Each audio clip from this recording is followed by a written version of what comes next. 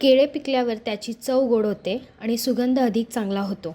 पिकताना सर्व स्टार्च साखरेत रूपांतरित होतो, त्यामुळे पचन सोपे होते. पिकलेले केळे त्वरित ऊर्जा देते आणि पोटॅशियम व जीवनसत्वांनी भरपूर असते.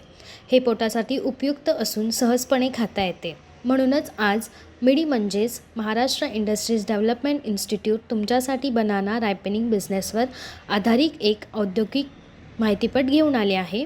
Raw materials, raw bananas, ethylene gas, ethylene generator, packaging materials, water, plant and machinery, banana ripening chamber, ethylene gas cylinder, ethylene generator, temperature and humidity control system, air circulation fans, ventilation system, crates pallets for banana stacking, power backup. Process: सर्वप्रथम केळ्यांची स्वच्छता करून ती क्रेट्समध्ये नीट मांडली जातात आणि रिपेनिंग चेंबरमध्ये ठेवली जातात. त्यानंतर चेंबरमधील तापमान व आर्द्रता नियंत्रित केली जाते. नैसर्गिकरित्या केळी पिकवण्यासाठी एथिलीन वायू दिला जातो, ज्यामुळे केळी समान रीतीने पिकतात.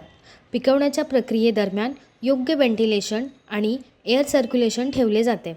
ठराविक कालावधीनंतर केळी उत्तम रंग, चव आणि गुणवत्तेसह पिकतात.